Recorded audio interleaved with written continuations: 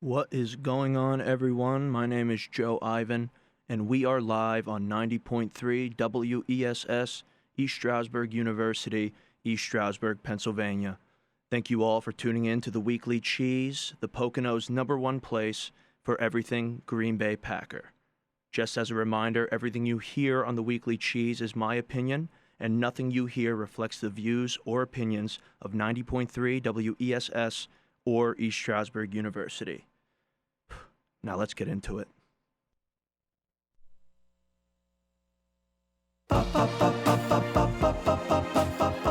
Yeah, my Green Bay Packers. I love you. I swear it's true. I live for Sunday. That's my one day. I can be with you every time you play. Pray the day will prove victorious.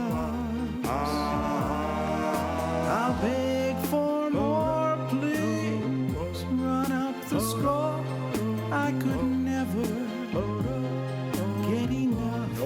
My Green Bay Packers. I feel you deep in my bones. I get so lonely on that bye week. Oh, it goes so slow. When we pass that goal, it's so emotional. I shed a tear, it's true. My Green Bay Packers, I'm in love with you. Whoa, whoa, whoa, whoa, whoa, whoa, whoa. Yeah. I wonder if you love your Green Bay Packers. Quarter one, the game's begun.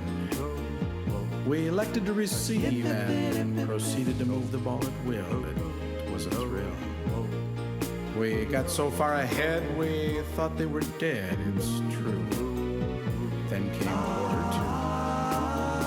two. We seemed to change. We played so strange. And why? I'll never know. Now, isn't that just the truth? Then came quarter two. Everything changed. That song was the Packer Tearjerker love song by the great Eddie J., the great Packer polka singer, and I've been holding that one in my back pocket as an intro song to the Weekly Cheese, and I was hoping I would never have to use it, especially not after the game against the Buccaneers. You see, that song is has a good message, but it has a slow, not very upbeat vibe to it, and ultimately, it is eerily similar to exactly what happened on the field this past Sunday. Packers lost. Packers got annihilated embarrassed by the Tampa Bay Buccaneers, 38-10, coming off that lonely bye week. And they did not show up to play, and I was just left shocked and dumbfounded and emotionally just stunned because I genuinely expected more from the Green Bay Packers coming off the bye, going on the road, off the bye just like last season, where we laid a goose egg in San Fran, coming off the bye, a huge game, NFC game, laid a goose egg there, and it was more of the same on Sunday. Very disappointing. There's a lot to get into. But I just want to begin by pointing out that I've noticed a trend with this Matt LaFleur Packers team. And that is we either win, no matter how we win, ugly, blowout, we either win or we get totally humiliated on national television. There's no in between with this team. Matt LaFleur has lost 5 times as the head coach of the Green Bay Packers. The last 4 of those losses looked exactly the same. They were unmotivated, disheartened, lousy displays of football in almost every aspect. And it's just disappointing. It really is.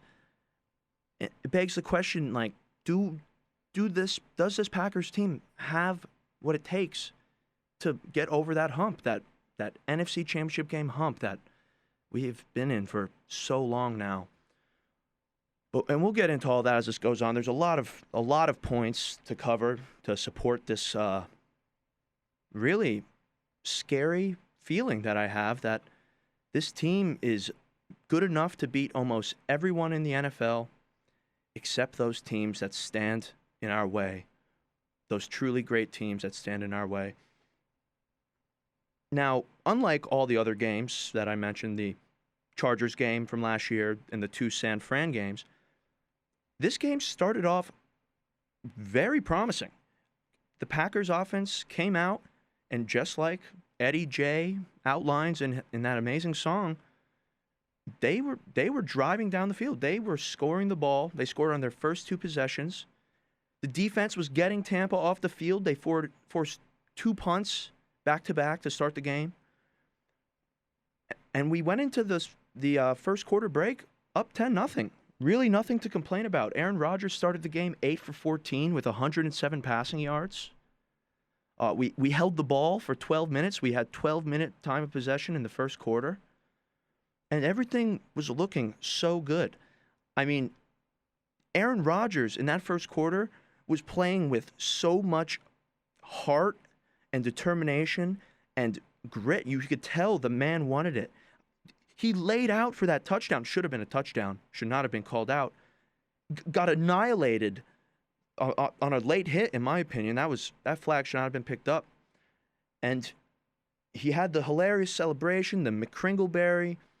And, man, I'll tell you, I was feeling really good. And my naive self, I believe I even said, we're driving on them, and we're gonna blow them out.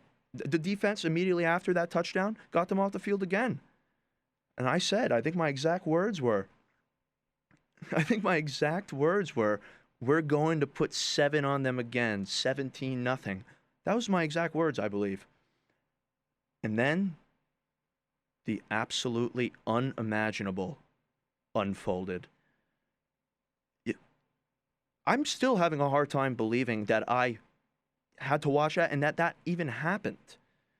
Aaron Rodgers not only throws only the 3rd pick 6 of his entire career, but he follows it by throwing another interception that nearly got returned for a touchdown on the very next drive, two offensive plays later. And from there, from that point forward, everything unraveled. Absolutely everything. The game was over. We went from being up 10-0 to being down 14-10 in a blink of an eye, in the most unimaginable way possible. Aaron Rodgers, 2 interceptions. This is a guy who didn't have an interception all year, hasn't thrown an interception up until Sunday in his, I believe it was 176 pass attempts. Aaron Rodgers does not turn the football over. In fact, this is the first game. You have to go back to 2017 to find a game where Aaron Rodgers threw back-to-back interceptions. But that was his first game back off the collarbone injury, week 17, against Carolina. Our team was horrible. We barely had a chance of making the playoffs. We needed a couple things to happen. And Aaron came back just as for a last-ditch hope effort for us cheeseheads. He didn't need to come back, but he did, and that's when he threw the 2 interceptions in a row. He ended up having 3 picks that game. But that's not even... I don't even want to count that as a bad performance from him. He was doing all of us a favor coming back that game. So, other than that, you have to look back to the other, what up until this past week, I considered Aaron Rodgers' worst game of his career in Buffalo in 2014, where he had back-to-back interceptions and a passer rating of 35.4. But yesterday, Sunday, stat line, after starting 8 for 14 with 107 yards in his first two drives, Aaron Rodgers finished the game 16 for 35, 160 yards, no touchdowns, 2 interceptions, and a 35.4 passer rating. An eerily similar stat line to that game in 2014. And one that, of course, the media was waiting for. I barely tuned in to ESPN today and yesterday because I read the write-up from Domofsky, and everyone was just waiting for a game like this to happen so they could start taking their shots at Aaron Rodgers. Of course, it had to happen against Tom Brady. People saying Rodgers, so many headlines. Domofsky's headline was literally like, Aaron Rodgers is no match for Bucs defense, throws 2 interceptions and loss. Everyone's pointing the finger at him, especially because after the game, he did seem to have blamed the wind for a couple of those passes. I believe him, but wind or no wind, he didn't have a great game. But it's honestly not his fault. The Packers' offense was completely shut down, and it was all happening up front. Aaron had no time. Sunday's game was the lowest amount of yards a Packers team run with Aaron Rodgers under center has put up in his entire career, and they had 5 total yards in the second quarter. The second quarter was the beginning of the end, and the Tampa Bay Buccaneers scored 14 points, 7 of which were defensive. Should have been all 14 defensive, considering the guy got downed at the 1 and all they had to do was punch it in. And the Packers went 3 and out 5 times in the second quarter. It was just crazy, and it all has to do with the play of the offensive line. And this is the point that I need to drive home, because it is the main reason, well, I believe it is the main reason that in these big games against teams the Packers need to be able to beat to get to the Super Bowl over the past 2 seasons, the offensive line does not come to play. Last year, it was going up against San Fran, and the Chargers for that matter. They had insane defensive lines that talk trash, I'm assuming. I know Ndamukong Suh talks trash, but I'm assuming they all talk trash. They're big, they're athletic, they're mean, and quite frankly, it seems as if the Packers' offensive line is intimidated. And it's unacceptable. I was speculating this last year when you see Corey Linsley just shutting down completely when DeForest Buckner is breathing down his neck, and Dee Ford, he could barely snap the ball, and he's just looks like a deer in headlights out there. And at least last year we had Bulaga. Like, we had a sturdy right and left tackle, and they still dominated us. The offensive line still looked scared. And on Sunday, it was even worse. No more Bulaga. Bakhtiari goes down with that chest injury. Luckily, he'll be okay, because Lord knows Rick Wagner didn't reinforce any belief in me. He came in, and I don't think he blocked anyone. Rick Wagner had 28 snaps, and I don't believe he successfully blocked one guy. Granted, it was a tough situation to come in. The game was already over at that point, but it just got scarier when Bakhtiari went out. And Lucas Patrick, he shows promise, and he could obviously block some of the weaker defenses in the league. But he looked like fried chicken. He looked like, what does Shaq say on TNT? Grilled chicken. He looked like barbecue grilled chicken. He was just getting dominated. Pass blocking, run blocking. Corey Linsley was getting moved left and right whenever they wanted to move him. The offensive line did horrible. Aaron Rodgers was sacked 4 times, and he was hit 11 times. I don't know why I'm shocked. I guess I was extremely fooled by the performance of this offensive line through the first 4 games of this season.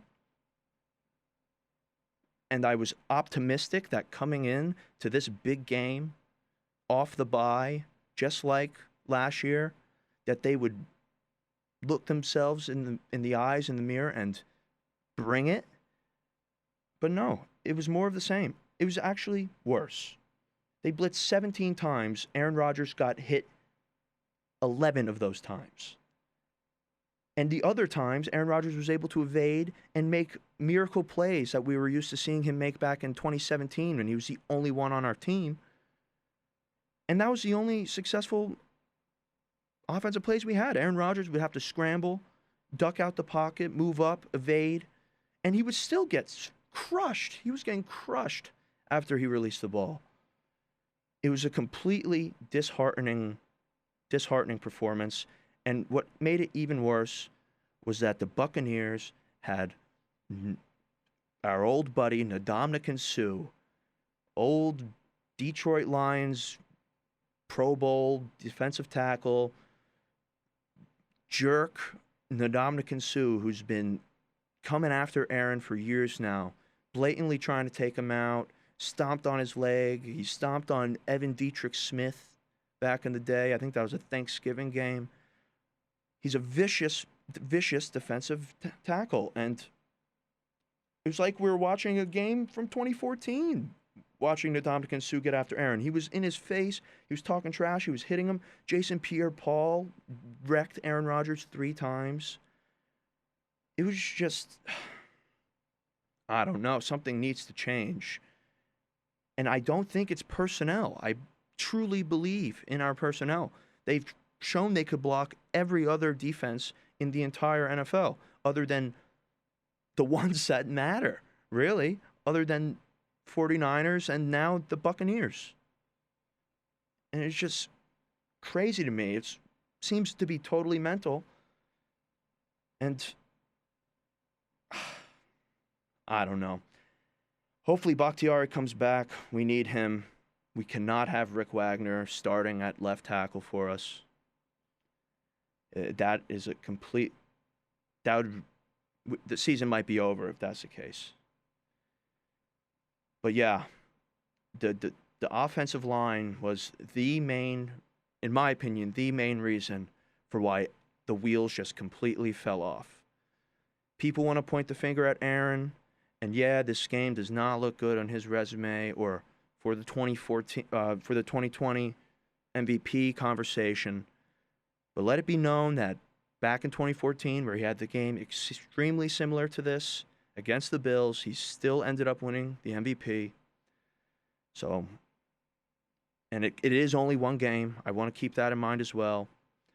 But the offensive line cannot look like that ever again.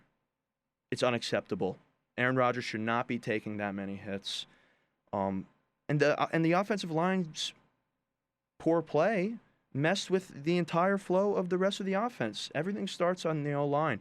And the receivers didn't really have enough time to get down the field, get open. Even in the first quarter, when we did drive down the field twice and score on our first 2 possessions of the game, the wide receivers, it wasn't pretty. Everything that we got going down the field came on a 3rd and long. We completed 2 3rd and longs on our touchdown drive. And it was just Aaron Rodgers evading, finding Devontae for an awkward catch and run. Shepard had to get involved. It just didn't look good, even when we were moving the ball. A couple of the passes before the interceptions were nearly picked off. Everything was off, and it really came down to the way the offensive line just did not show up. Devontae, 6 receptions for 61 yards, pretty pedestrian day for him. MVS, 5 receptions for 32 yards. Seems to be what we could expect from MVS. He still can't get the deep ball going. He broke down the field for one, and I don't know if he didn't make the right cut or if Aaron just didn't want to throw it into traffic and tried to lead him somewhere. Who knows? Incomplete pass. But the biggest shocking thing to me, and something that I just couldn't understand really why we chose the Buccaneers game to throw this man into the fire. Equiminius St. Brown played for, in his first game since 2018. Back when we had that slew of young receivers, Equiminius early on showed himself to be the better of the three when it came to MVS, Shepard, and St. Brown. And I've completely vanished the guy's name from my brain because he was such a bust. It'll come back to me. Doesn't really matter. He's not even on our team. Not even on our team anymore. But EQ did not play in the past 2 years, and for some reason he was thrown into the fire. I wanted him to get in there and see what he could do, but it's on a third down play. He had a drop on it seemed to be drawn up for him. It was a short little out route, and he dropped it. He blatantly dropped it, and it was going to be for a first down, keep our drive alive, but instead we were forced to punt the ball away, and I think it was a really poor first game back for him. And I don't know how much it does for his development in terms of his confidence. I mean, that was something that whole receiver class struggled with in the beginning. And being out for this long, going in and really having 2 ugly plays on your behalf was not a good look. And I was just confused. I was really just confused seeing him out there. Why not get Reggie Beagleton into the game? I would like to see him. I mean, he's been practicing this whole time. He hasn't been on the IR for the past 2 years like EQ. This was literally his first week and a half of practice coming off the bye. Just made no sense. And the run game just failed to get going the entire game. Aaron Jones rushed for 31 yards, 15 yards, sorry, on 10 carries.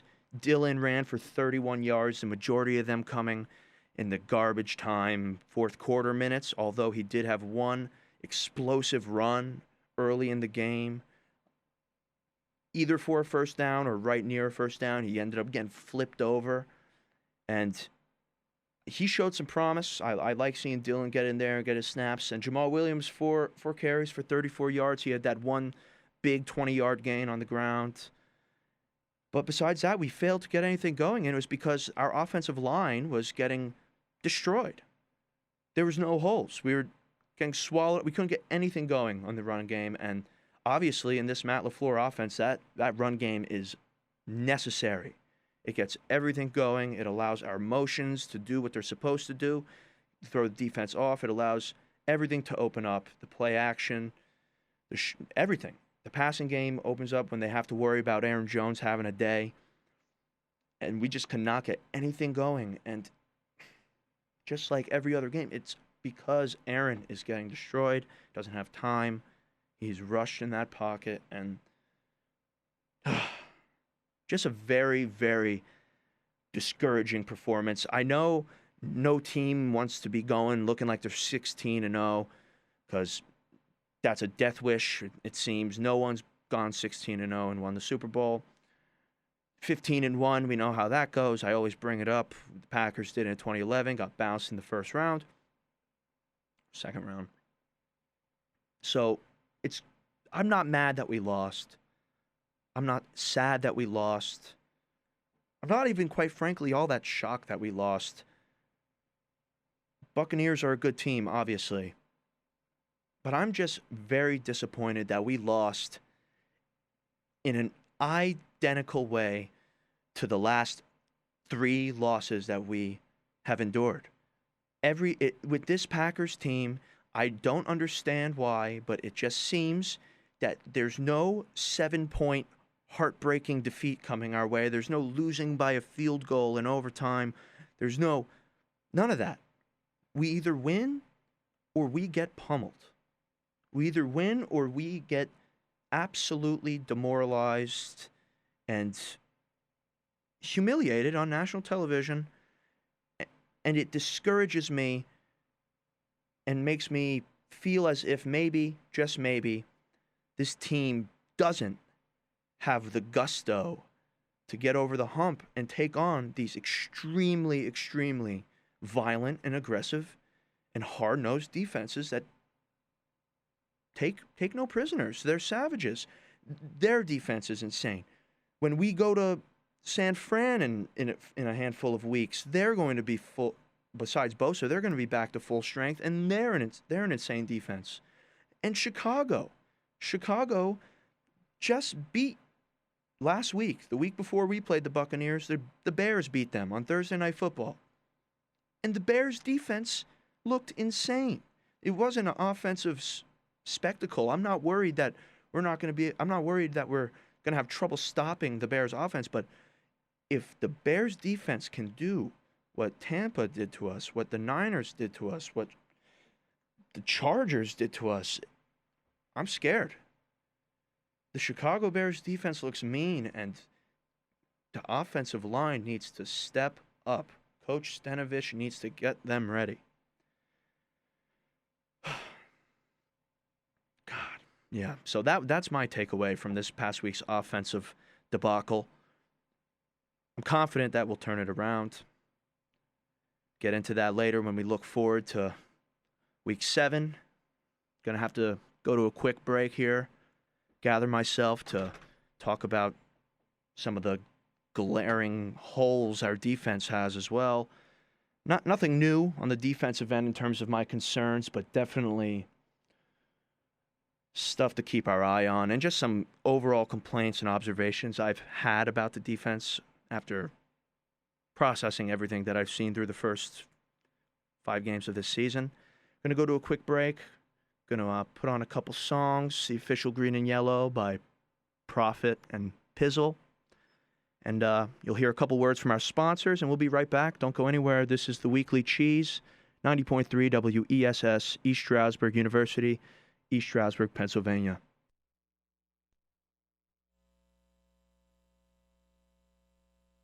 You're the only team, maybe, in the history of the National Football League will ever have this opportunity to do it twice. Boys, I'm proud of you. I'd be so proud of that. I just fill up. It's not going to come easy. This is a club that's going to hit you. They're going to try to hit you. You're going to take it out. This is a Daddy Not Purdue.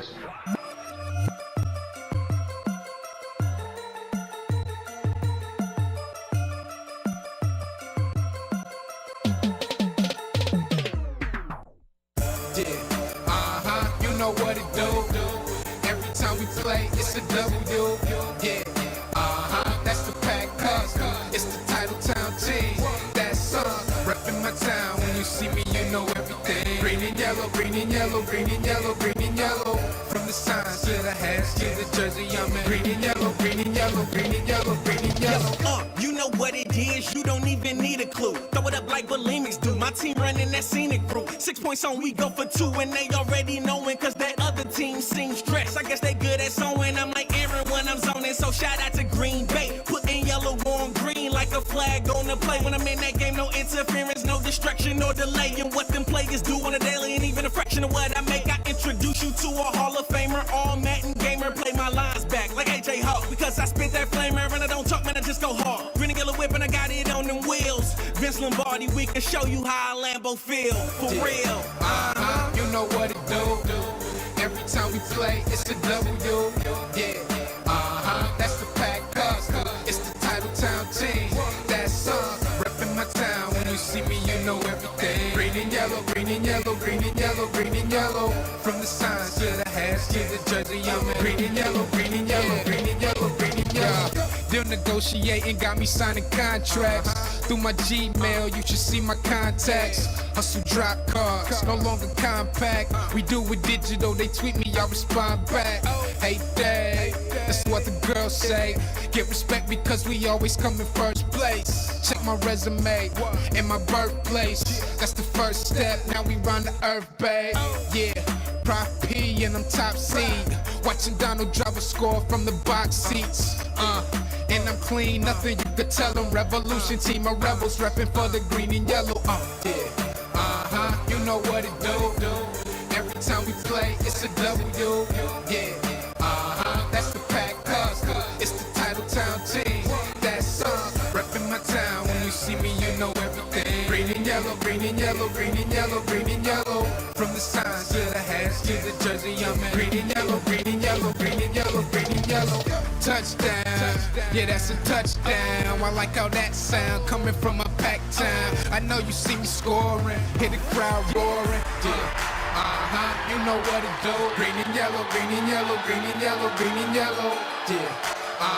You know what it do. Green and yellow, green and yellow, green and yellow, green and yellow. Reppin' my town, when you see me, you know everything. Green and yellow, green and yellow, green and yellow, green and yellow. From the signs to the hats to the jersey I'm in. Green and yellow, green and yellow, green and yellow, green and yellow. Go back, go, go back, go, go back, go, go back, go.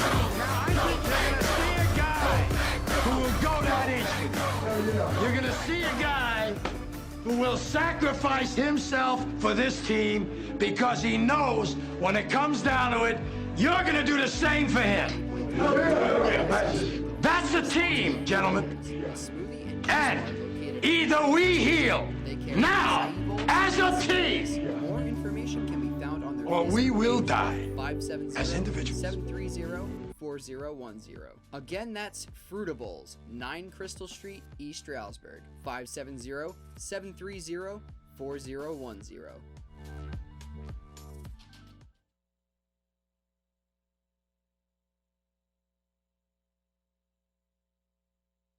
90.3 WESS would like to thank our sponsor, Nino's Italian Hot Dogs, located at 572 Main Street, Stroudsburg. Nino's Italian Hot Dogs is a family-owned restaurant serving up Italian favorites. The Italian hot dog may be the #1 item on the menu, but they serve up many fresh favorites daily. More information can be found on their Facebook page or at ninositalianhotdogs.com. That's Nino's Italian Hot Dogs, 572 Main Street, Stroudsburg. And we are back to the Weekly Cheese here on 90.3 WESS, East Stroudsburg University, East Stroudsburg, Pennsylvania. I am your host, Joe Ivan, and it's time to get into the Packers defense, the 2020 Green Bay Packers defense. But before I do get into that, I do want to mention one last observation I had, and it's probably my biggest grievance of the entire night in terms of what happened on the offensive side of the ball. And that is Aaron Rodgers took way too many hits, and he was in the game for way too long. Not only did he get hit 11 times, sacked 4, but on that running touchdown that got called back, he received a big shot to the ribs, and then on that second interception, he tried to make a tackle, and my heart dropped into the pit of my stomach when Aaron Rodgers laid out for that tackle. He definitely got rattled up a little bit. Obviously, he was okay. I mean, it's Aaron Rodgers, the man of steel, but I did not like seeing him get hit that much, especially in an unnecessary time in the game, and especially after we punt at the 50-yard line when we're down 21 points at this point. We punt at the 50-yard line on 4th down, and then Aaron goes in the next series. We didn't get Tim Boyle in there until the very last offensive series, and guess what? He was sacked once, strip sacked, for a matter of fact. So that's my last grievance. Next time we're in a game, a classic LaFleur goose egg, let's call it. Next time one of them is going on, get Aaron Rodgers out earlier, please, because that was ridiculous. But speaking of the second interception, obviously, that is when everything took a turn for the worst. Up until that point, the defense was doing a pretty good job at containing Tom Brady and the Tampa Bay offense. They forced a punt on the first 2 drives that they were on the field. And if the Packers maintained the scoring that they showed in the first quarter, we would have won the game. It's not like the defense would have lost us this game. I'm genuinely confident of that. But with that being said, the defense did not play particularly well. Even though the offensive mishaps put them in some really tough spots, and basically before they even got on the field again, the last they got off the field, we were up 10-0, and once they got back on the field, we were down 14-0. Well, not we, the Green Bay Packers, were down 14-10. So we put them in a tough spot, and they failed to capitalize on it. Tampa Bay scored on 3 of the next 4 possessions after that second interception, and we forced those 2 punts.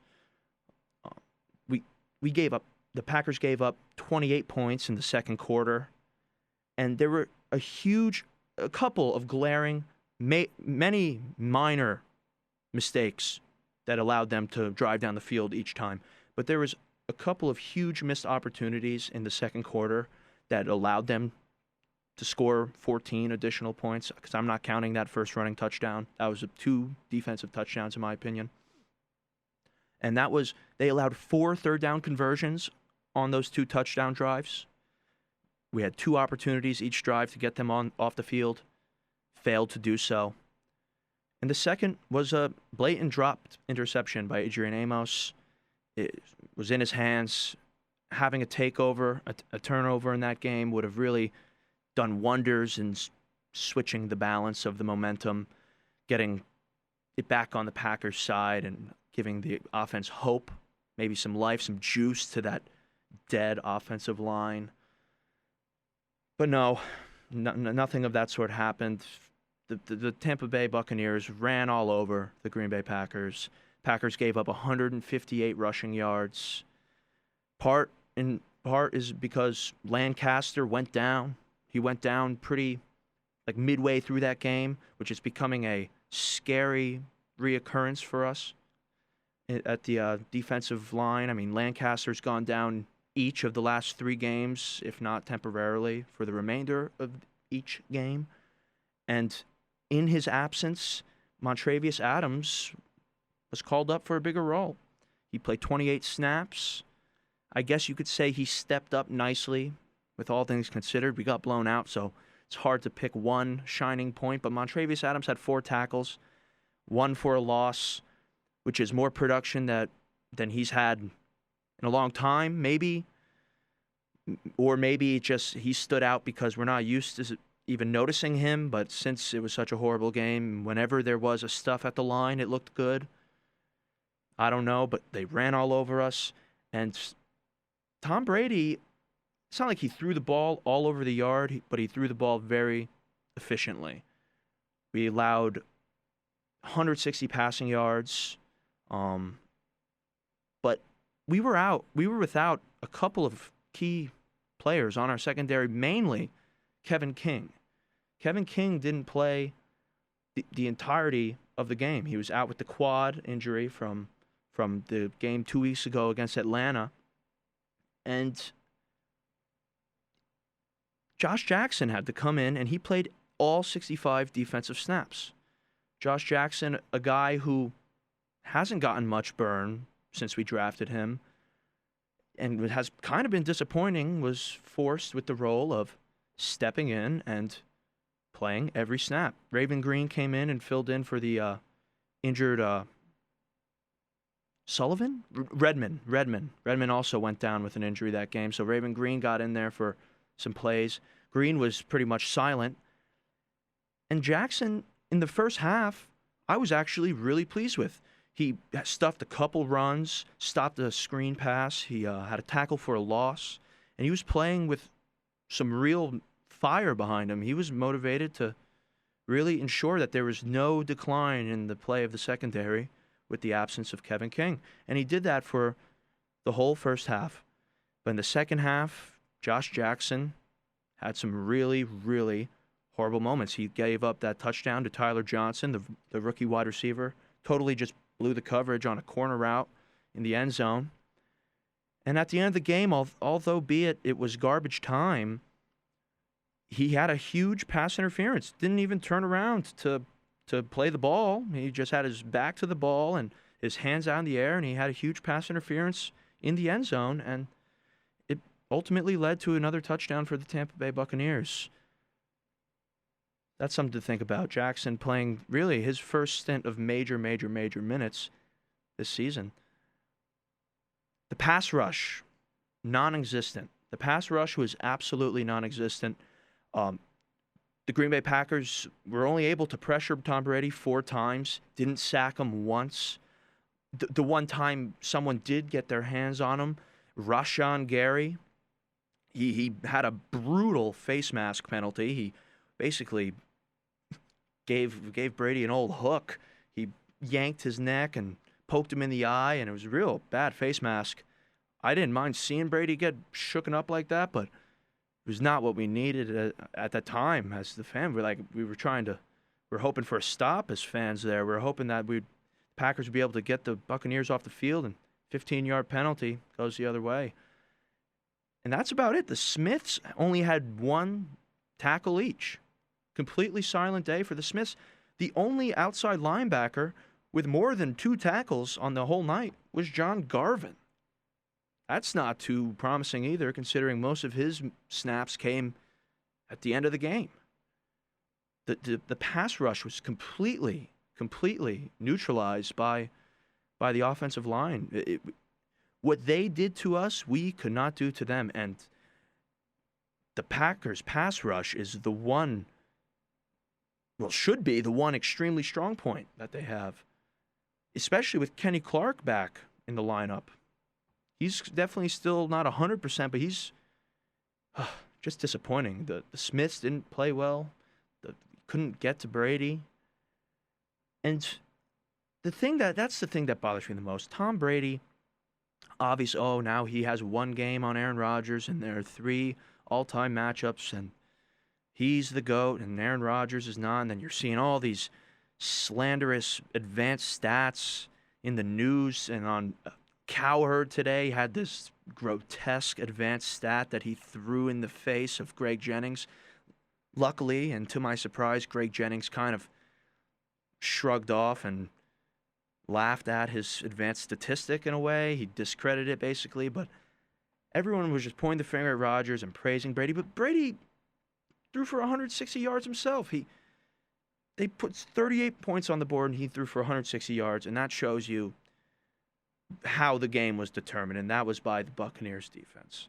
They had 14 points. And the overall storyline to this 2020 Packers defense that I've been able to point out, I haven't heard anyone bring it up yet. I'm sure it'll dawn on people soon. It's dawned on me. But the major holes, especially our inside linebackers, before I get into this point, let me just highlight our inside linebackers who absolutely can't cover anyone, it seems.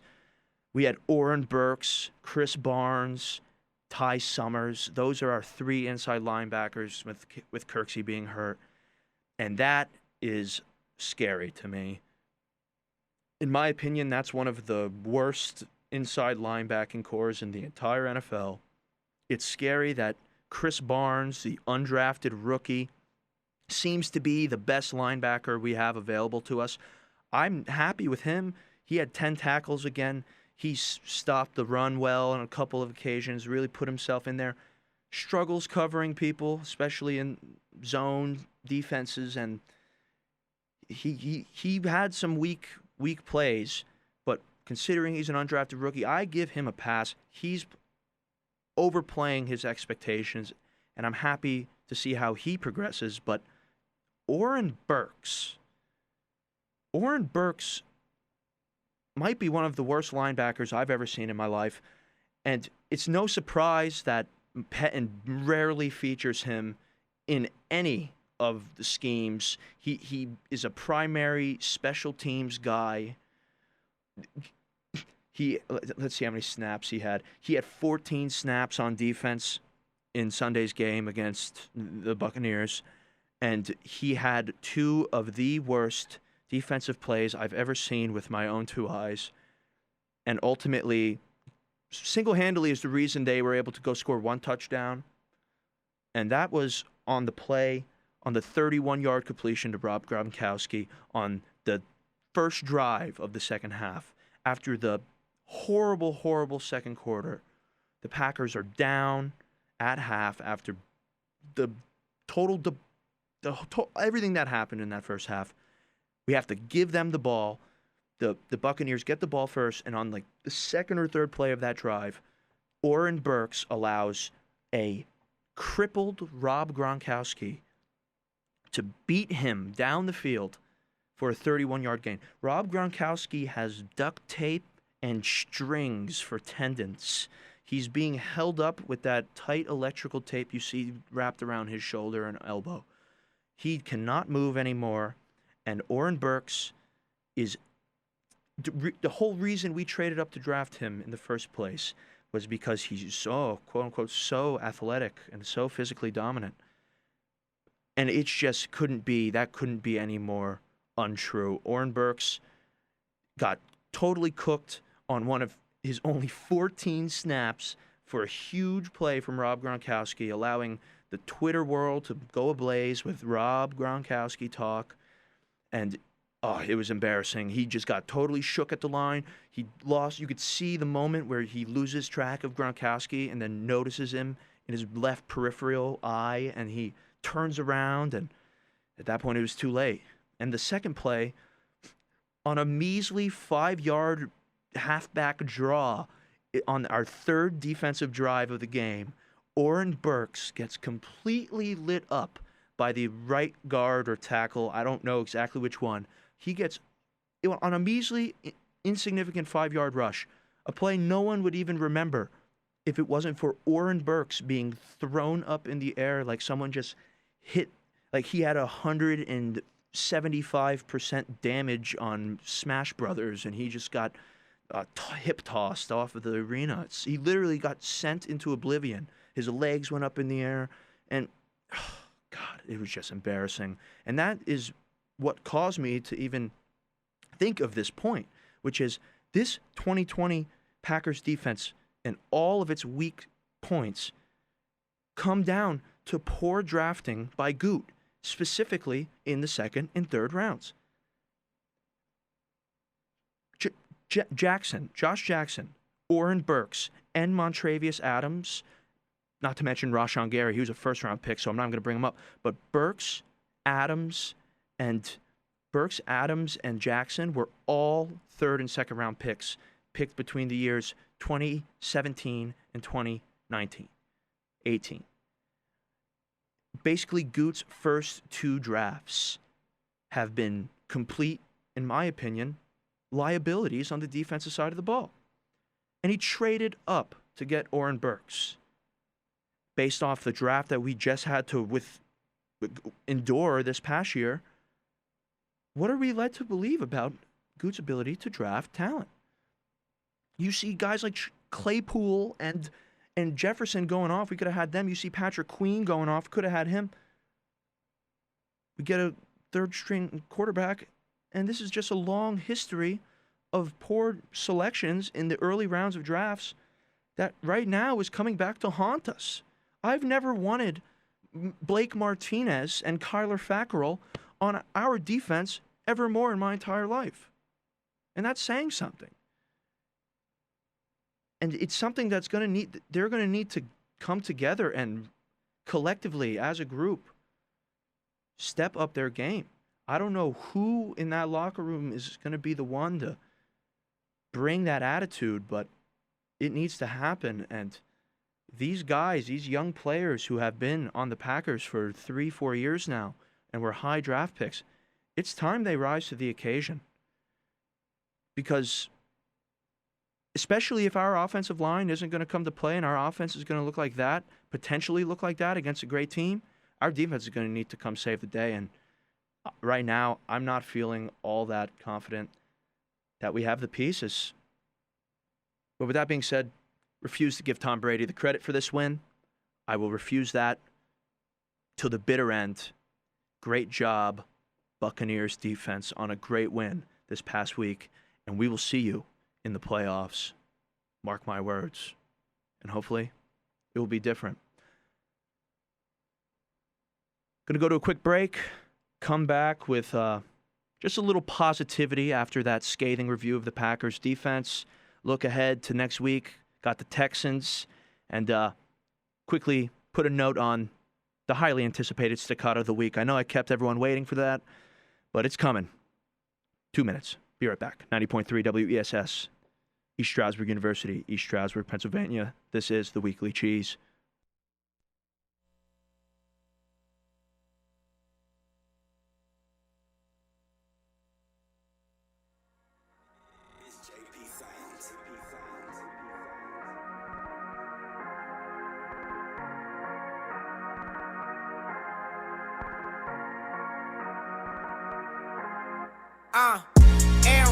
the wrist. Eddie Lacy with the truck stick. Clinton Dix with the picks. Quick to pick the quarterback and get the upset. We got the NFC North sick. We got the NFC North lit. Face of the North in the North face. Winning if they need to score check. Stay on their radar. Big 52, we got Clay on their radar. They making plans of the playoffs. They know we gon' take off. They seeing Green Bay on their radar. They talking offense and defense. They know that we decent. They play us. They better watch JR. Number 18 on the bench when he come back is Liddy again. He gon' play like he hate y'all. Let go deep and we a title town. Ain't the secret, this Pack City. Mike McCarthy with the play call when we touch down. That's a Rack City. Old line on the goal line. Out route so the backs get it. Linebackers better slide down when we drive down back to back winning. We win again. Yeah. They counted us out, now we lead the division again. At the top of the round, 17 and Jody with the hands. AR-12 split the divas, you know that we winning again. AR-12 split the divas, you know that we winning again.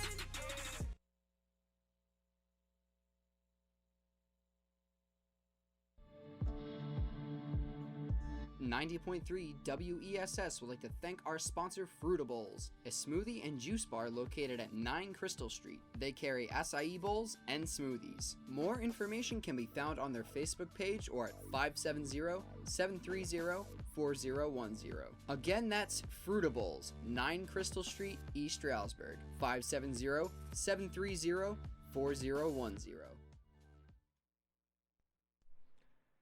And we're back.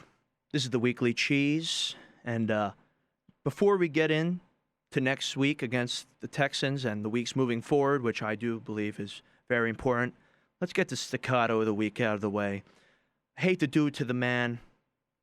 Loved him for a long time, resented him for a short amount of time, pity him now. Staccato of the week is no one other than Mike McCarthy and his defensive coordinator, Mike Nolan. Today I was watching McAfee before Aaron got on there. Ike Taylor came on, and then they were talking about the Cowboys game from Monday night and how egregious it was. And then he brought up the fact that Mike McCarthy's hiring was suspect. I thought it. Not everyone did. I definitely thought it. And the only reason Mike McCarthy became the staccato of the week, it is old news, but they started kind of poking fun at the guy for that hype video he put out about himself in that one season he wasn't coaching anyone in between the Packers and the Cowboys, where he locked himself in a barn with Mike Nolan and a bunch of staff that he assembled, a great football mind staff apparently, where they just devoured film all day, every day, apparently worked like full-time coaches. And just the fact that the Cowboys are so pitiful this year, especially defensively, Mike McCarthy has earned himself the staccato of the week. Sorry, Big Mike. Sorry. But now looking ahead, Week 7, got the Texans. Houston is a 1-5 team, but I have to stress this to all the Packer fans listening. We must not take Houston lightly. Houston is 1-5, but 4 of their 5 losses have come to Kansas City, Pittsburgh, Baltimore, and Tennessee, the 4 best teams in the AFC. So that's a very, very misleading 1-5. Granted, they did lose to the Vikings, but that was back when Bill O'Brien was still in town. Ever since he's gone, they seem to have a little fire. Their game on Sunday was impressive with that comeback. With that comeback, even though they didn't end up winning the game, they really showed heart and grit and determination. Watson is nasty, and we have a very hungry Texans team coming to face our Packers next week, and should not feel very comfortable, but you should feel optimistic because the Packers need to step up, and they know it. And the Packers cannot allow this one horrible, horrible game to spill over into next week, especially with the Bears technically leading the division right now with that 5-1 record. We need to get to 5-1 next week. Things to feel good about. Matt LaFleur has never lost consecutive games as a head coach. Granted, his career is young and it's bound to happen at some point. I don't think it's happening this upcoming week. And if anything rings true, at the very least, last year, after the horrible, horrible game in San Francisco after the bye, we got smacked around. a little bit. They beat us down, and we won, I believe, we won our next 8 games in a row. 8 games, 7 games, 9 games, somewhere in that stretch of numbers. We went on a tear, and it wasn't until we met the Niners again where it all fell apart. So, feel good going into next week. I do believe we'll turn it around. The Texans defense is not one that needs to be feared like the Buccaneers. I believe Lucas Patrick will be okay. I do not believe he will be, in the words of Shaquille O'Neal, barbecue chicken for them. Hopefully Bakhtiari comes back, because I do believe Rick Wagner has the potential, especially at left tackle, to become barbecue chicken for said Texans defense. But yeah, I'm thinking the Packers come back with vengeance. Offense picks up right where it left off going into the bye, and we see a comfortable victory, 34-20. I have a hard time seeing the defense holding Watson to under 20 points. It'll be a miracle if we hold him to under 24 points. Not much else to say about that game. It's going to be interesting. It's going to be really interesting. And that's the somewhat frustrating part about this team, it seems. I'm not concerned about going to play the Texans. I'm really not concerned about a game until we play the Bears or the 49ers. I think we could beat 99% of the teams in the NFL, including the Seahawks. I'm not afraid of them. The Rams, I think we'd be able to beat. But the 49ers, the Buccaneers, I think those are going to be 2 teams that are standing in our way when it's time to advance to the Super Bowl. And we're going to need to see some improvement. The Packers cannot continue to come up short and play without heart in the biggest games, on the biggest stages, against teams and in games that have huge playoff implications. Remember, this upcoming playoff there's only one team in each conference getting a bye. It's no longer 2 teams, the top 2 seeds in each conference getting the bye. So if we want to have home field throughout the playoffs, and if the Packers want to reap the benefits of that bye, can't really lose many more games from here on out. And I don't know what I think. And that's the most, and that's the most concerning part about it all. After a game and performance like that, I really just don't know what to think. But my positive spin, and what I hope is the case, is that game on Sunday will be the final ass beating that the Packers receive under Matt LaFleur with Aaron Rodgers under center for a very long time. Quickly, before we get out of here, give you Mike the Capper's locks of the week. Green Bay over the Texans, obviously. Eagles over the Giants. Rams over the Bears. And if you're feeling spicy, hammer down on that Lions over Falcons. This has been the Weekly Cheese. Thank you all for tuning in. Sorry about last week, the bye week. Had some academia to attend to during the bye week, midterms and whatnot, so I take a bye week of myself. Hopefully I didn't come out as stale as the Green Bay Packers in my return from the bye, but just know I will keep bringing the juice every week from here on out, and the best is yet to come. For not only the Green Bay Packers, Aaron Rodgers, and co., but for us here at the Weekly Cheese. Thank you all for listening. Have a great night. Gonna play a quick song, get you back to the BBC. And remember, as always, the cheese stands alone. See you next week, everyone.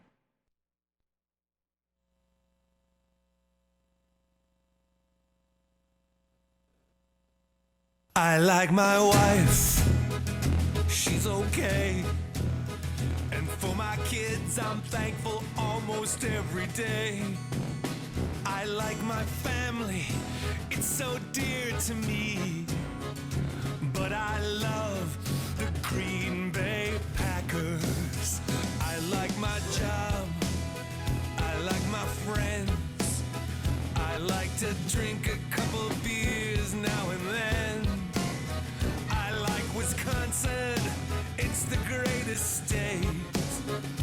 But I love the Green Bay Packers. The peaceful